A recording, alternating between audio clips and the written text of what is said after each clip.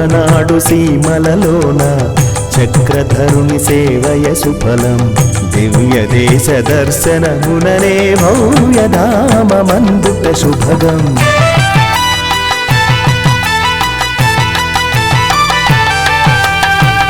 ఆళ్వారుల ఆరాధనలే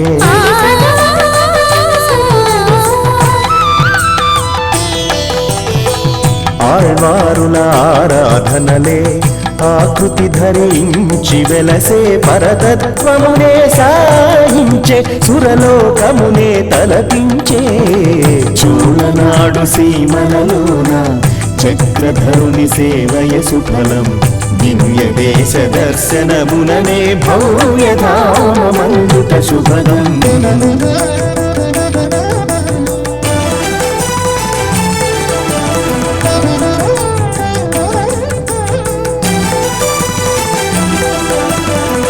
Tam tam tam tam tam tam tam tam tam tadim kadagam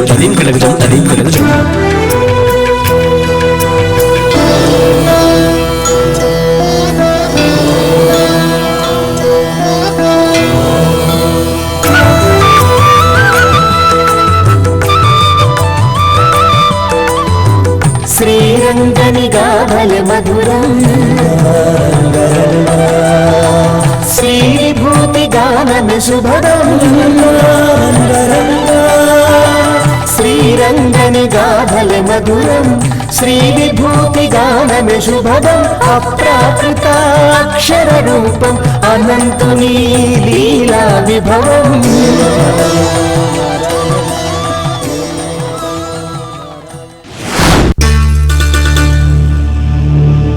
తిరువాలి Tirunagari తిరుమంగయాళ్వార్లు మంగళాశాసనం చేసినటువంటి క్షేత్రాల్లో తిరువాలి తిరునగరి ప్రధానమైనటువంటి క్షేత్రం.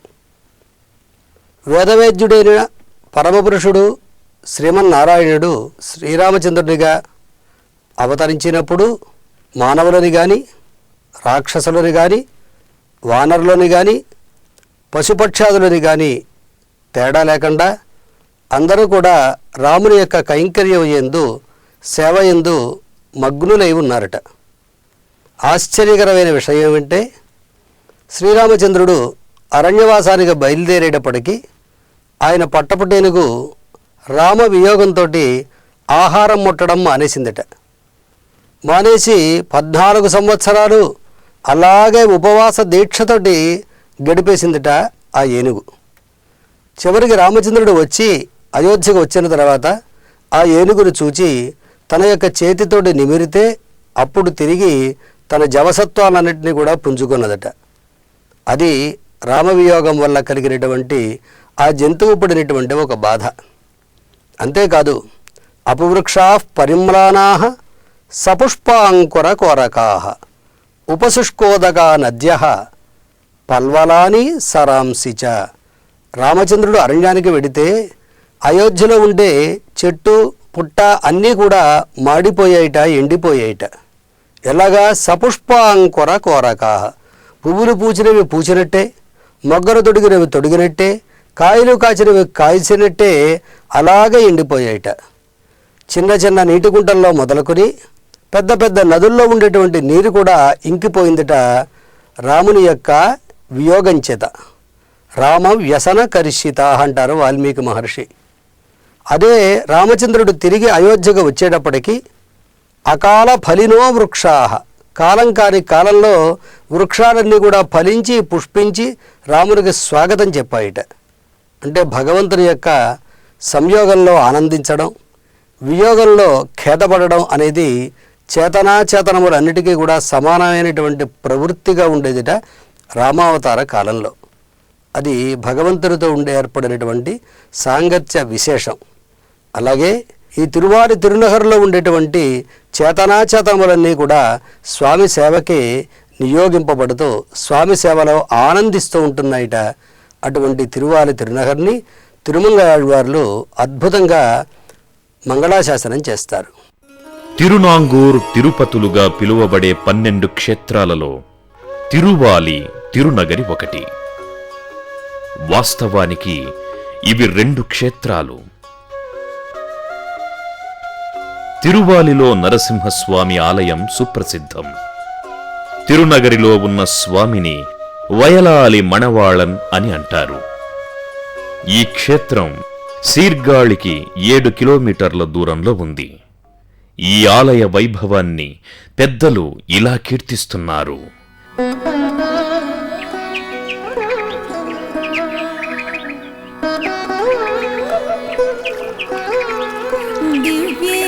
दिव्येलातनि पद्मिनी तटगते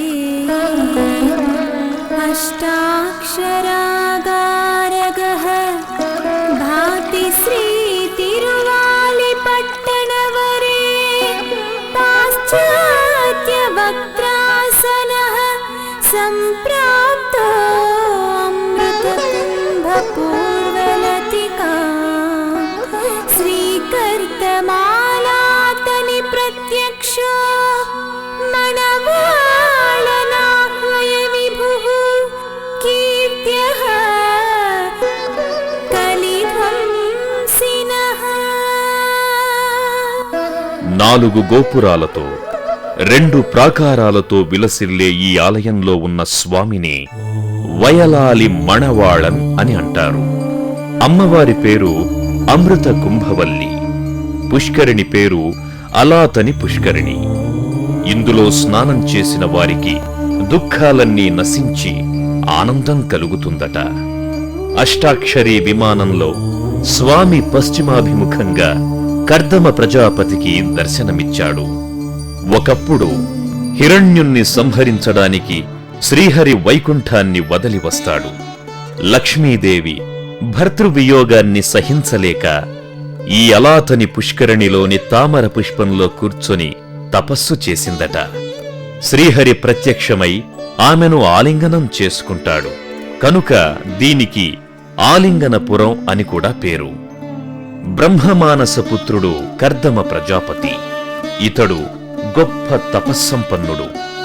ఆయన ఒకనాడు తన తండ్రి చతుర్ముఖుని సేవించి తనకు మోక్షం ఎప్పుడు లభిస్తుంది అనడిగాడు.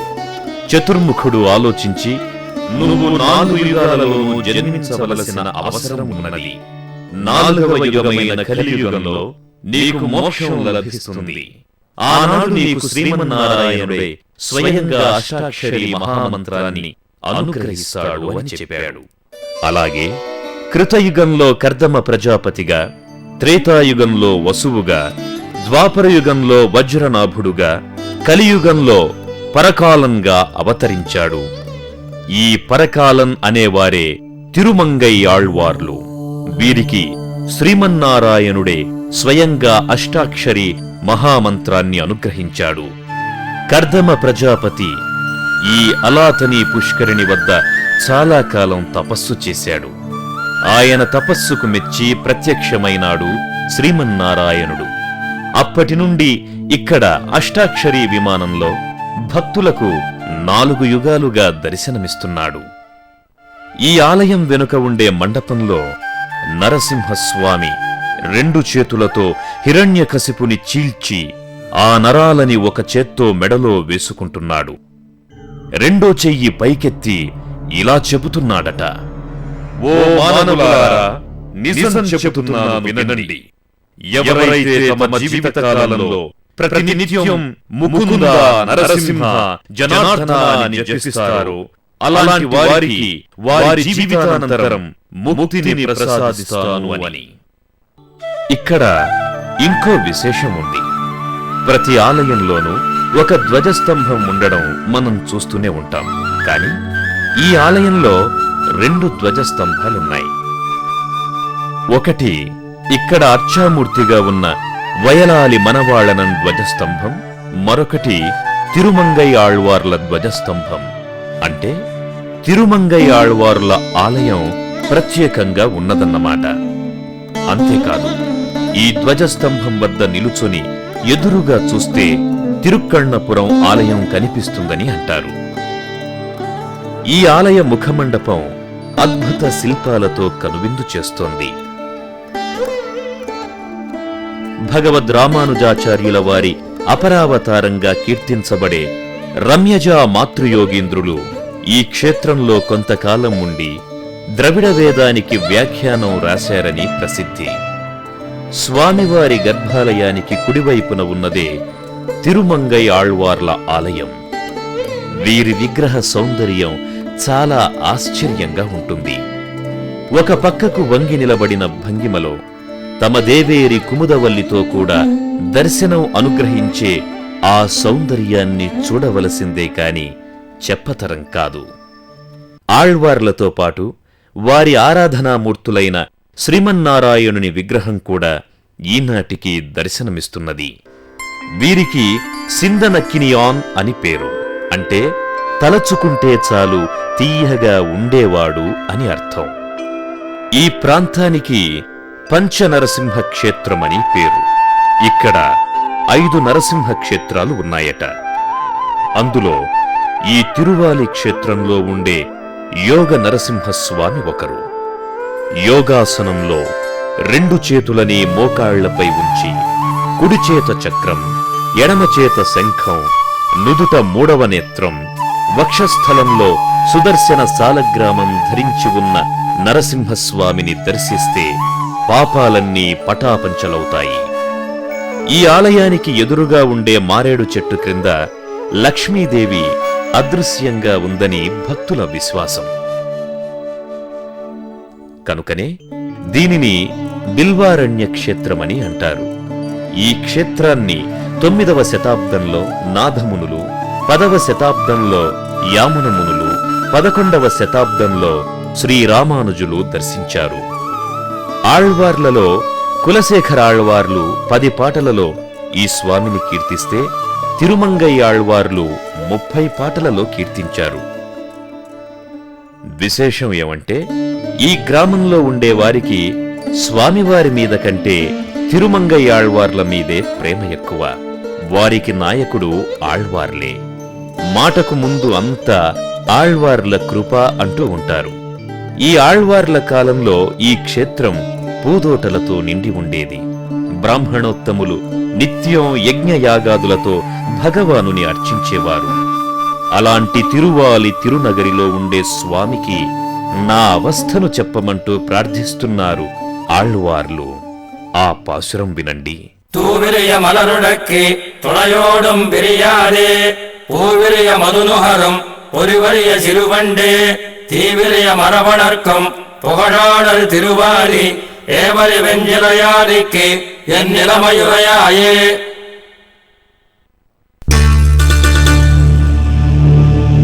తిరుక్కళ్ళపురం శ్రీకృష్ణుని యొక్క నిత్య సాన్నిధ్యం కలిగినటువంటి క్షేత్రాలు కొన్ని ఉన్నాయి. అటువంటి క్షేత్రాల్లో ప్రధానమైనటువంటి క్షేత్రం తిరుక్కన్నపురం. ఇక్కడ ఉండేటువంటి స్వామికి శౌరిరాజన్ అని పేరు. ఆనాడు శ్రీరామచంద్రుడు తన ఆరాధనామూర్తి అయినటువంటి రంగనాథుణ్ణి విభీషణునికిచ్చి పంపిస్తే శ్రీకృష్ణుడు ప్రతి అమావాస్య నాడు విభీషణునికి దర్శనం ఇచ్చేటువంటి క్షేత్రం ఈ తిరుక్కన్నపురం. ఈ తిరుక్కన్నపురం క్షేత్రంలో ఉండేటువంటి స్వామి మోక్షప్రదుడుట. అంటే భయపడక్కర్లే, మనం వెళ్ళిన వెంటనే ఆయన మోక్షాన్ని ఇచ్చేయడు మనకి. ఈ లోకంలో ఉన్నంతకాలం సుఖశాంతులతోటి మనం అనుభవించవలసిన వాటన్నిటినీ కూడా అనుభవించిన తర్వాత మరణమానాల్ వైహుందం కొడుకుం పిరాన్, మనకి ఈ దేహంతో సంబంధం అయిపోయిన తర్వాత దేహావసానంలో మరి వేరే లోకాలకు వెళ్ళి అక్కడ కష్టాలు సుఖాలు పడవలసిన అవసరం లేకుండా పరమపదాన్ని అనుగ్రహించి పరమపదంలో ఆ స్వామి యొక్క సేవను చేసుకునేటువంటి భాగ్యాన్ని మనకి కల్పిస్తాడట. అటువంటి వైభవం కలిగినటువంటి క్షేత్రం ఈ తిరుక్కన్నపురం. ఈ క్షేత్రం తమిళనాడు తంజావూరు జిల్లా నాగపట్నం నుండి నన్నిలం వెళ్లే మార్గంలో తిరుప్పుగలూర్ అనే ఊరికి దగ్గరలో ఉంది. ఇది పంచకృష్ణారణ్య క్షేత్రాలలో ఒకటిగా ప్రసిద్ధి పొందింది. తిరుక్కణ్ణంగుడి, తిరుక్కణ్ణమ్మంగై, తిరుక్కోవలూర్, కపిస్థలం, తిరుక్కణ్ణపురం అనేవి పంచకృష్ణారణ్య క్షేత్రాలు. అంటే శ్రీకృష్ణుని నిత్య సాన్నిధ్యం గల క్షేత్రాలన్నమాట. ఒక క్షేత్రం ప్రసిద్ధి పొందడానికి 7 విషయాలు దోహదం చేస్తాయి. అవి నగరం, నది, సముద్రం, విమానం, వనం, పుష్కరిణి, స్థలం. ఈ 7 తిరుక్కణ్ణపురానికున్నాయి. కనుక దీనికి సప్త పుణ్యక్షేత్రమని పేరు. శ్రీమన్నారాయణుని నిత్య నివాసమైన పరమపదమే శ్రీరంగం. భూలోక నివాసం తిరుక్కణ్ణపురం. కనుకనే శ్రీరంగానికి మేలైవీడు అంటే పైనున్న నగరం అని, తిరుక్కణ్ణపురానికి కీళైవీడు అంటే క్రిందనున్న నగరం అని పేరు. తిరుమంగయ్యాళ్వార్లు తిరుక్కురుందాండగం అనే ప్రబంధంలో ఈ స్వామిని తూర్పున ఉన్న దిగ్గజంగా స్తోత్రం చేస్తారు. ఈ క్షేత్ర వైభవాన్ని పెద్దలు ఎలా పాడుతున్నారో విందామా?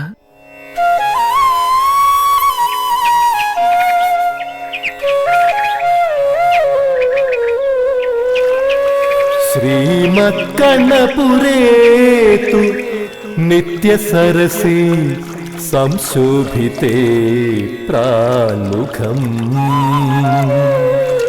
देव्या कर्णपुराभिधान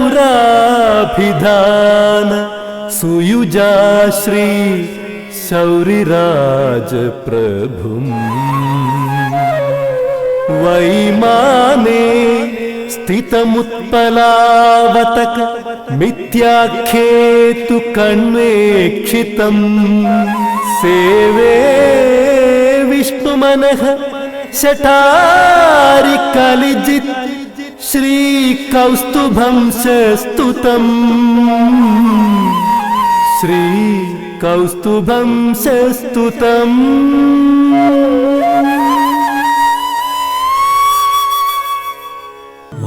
ఈ క్షేత్రంలో ఉండే స్వామికి శౌరిరాజన్ అని పేరు.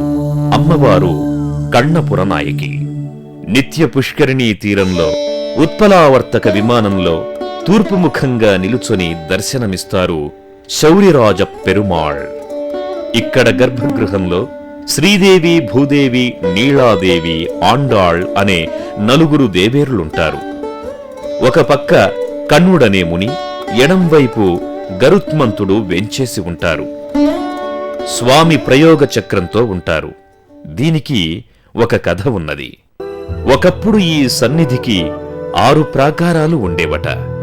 క్రిమికంఠుడు అనే చోళరాజు శైవాభిమానంతో పాటు వైష్ణవ ద్వేషంతో ఈ ఆలయ ప్రాకారాలని 6ంటిని పడగొట్టాడట. అలా ప్రాకారాలను ధ్వంసం చేసుకుంటూ పోతూ ఉంటే సహించలేక శౌరిరాజ పెరుమాళ్ ఎదుట దివ్య ప్రబంధాన్ని గానం చేసే అరయరు స్వామి పెరుమాళ్లతో, ఏమయ్యా, ఇంతటి ఘోరం జరుగుతున్నా చూస్తూ ఊరుకుంటావే, ఇది నీకు తగునా అని ప్రార్థించాడట. అయినా స్వామి మాట్లాడకపోయేటప్పటికీ కోపం పట్టలేక చేతిలో ఉన్న తాళాలని స్వామివారి మీదకు గిరాటు వేశారట. వెంటనే పెరుమాళ్లు సుదర్శన చక్రాన్ని ప్రయోగించారట. ఇది క్రిమికంఠుడి కంఠంలో ప్రవేశించి వ్రణంగా మారి అతడి ప్రాణాలను తీసిందట. ఇందుకు నిదర్శనంగా ఈనాటికి స్వామి ప్రయోగ చక్రంతోనే దర్శనమిస్తారు.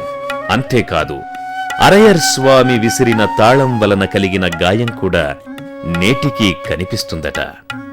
ఇక్కడ ఒక విచిత్రమైన గాథను తలుచుకోవాలి. శ్రీరామచంద్రుడు తన అవతారాన్ని ముగిస్తూ అయోధ్యలో ఉండే వారందరికీ పరమపదాన్ని అనుగ్రహించాలనుకున్నాడు. అలాగే చెప్పాడు కూడా. పరమపదానికి వెళ్లే వారిలో మొదటగా ఉంటాడు హనుమంతుడు అని అందరూ అనుకున్నారు. కాని హనుమ మొదట కాదు కదా, చివరివాడిగా కూడా రాలేదు. అందరికీ సందేహం వచ్చింది. శ్రీరఘురాముడు అడిగాడు, హనుమా, నువ్వు బయలుదేరవే అని. అప్పుడు హనుమ అన్నాడు, భావో నాణ్యత్ర గచ్చతి. స్వామి, ఈ శ్రీరామచంద్రుడుగా ఉండే నీ రూపాన్ని విడచి నా మనస్సు వేరే రూపాన్ని తలచలేదు. నువ్వు పరమపదంలో పరమపదనాథునిగా ఉంటావే కాని రామచంద్రునిగా ఉండవు కదా, కనుక నేను పరమపదానికి రాలేను అని చెప్పాడు. ఇది హనుమంతుని అభిప్రాయం. అయితే విభీషణుడు కూడా గొప్ప రామభక్తుడే. అతడు చిరంజీవి కావడం చేత కల్పాంతం ఈ లోకంలోనే ఉండవలసి వచ్చింది. కాని ఆయనకు పరమపదనాథుని రూపాన్ని దర్శించాలని చాలా ఆశగా ఉండేది. ఒకనాడు తన కోరికను శ్రీరాముని ఎదుట పెట్టాడు. శ్రీరామచంద్రుడు సరేనని తిరుక్కణ్ణపురంలో ప్రతి అమావాస్య నాడు ఆ రూపాన్ని చూపిస్తానని మాట ఇచ్చాడట. కనుక నేటికీ ప్రతి అమావాస్య నాడు పరమపదనాథుని అలంకారంతో ఉత్సవం జరుగుతుంది. ఈ క్షేత్రంలో కణ్వ మహర్షి తపస్సు చేసి స్వామిని ప్రత్యక్షం చేసుకున్నట్లు స్థల పురాణం చెబుతోంది. ఈ క్షేత్రం అష్టాక్షరీ మంత్రసిద్ధి క్షేత్రమని భక్తజనుల విశ్వాసం. దీనికి ఒక కారణం కూడా ఉంది. తిరుమంగయ్యాళ్వార్లు ఈ క్షేత్రంలోనే అష్టాక్షరీ మంత్రసిద్ధిని పొందినట్లు ఐతిహ్యం. అందుకు తగినట్లుగా ఈ స్వామిపై 100కు పైగా పాటల్ని పాడారు. ఇక్కడ ఉండే నిత్య పుష్కరిణి గురించి కూడా చాలా కథలున్నాయి. ప్రజలందరూ తమ పాపాలని నదులలో విడిచి వెళ్లడం వల్ల నదులన్నీ పాపపంకిలాలైనాయట. వాటిని తొలగించుకోవడం కోసం నదులన్నీ బ్రహ్మగారి సూచన మేరకు ఈ క్షేత్రంలోని పుష్కరిణిలోకి ప్రవేశించాయట. దానితో వాటి భారం తీరింది. అవి వెళ్లిపోతూ తమ తమ అంశల్ని ఈ పుష్కరిణిలో విడిచాయట. అందుకనే దీనికి నిత్య పుష్కరిణి అని పేరు. ఇందులో స్నానం చేస్తే అన్ని నదులలోనూ స్నానం చేసినంత పుణ్యం కలుగుతుంది. ఇలా ఈ క్షేత్రాన్ని గురించిన గాథలు మరెన్నో ఉన్నాయి.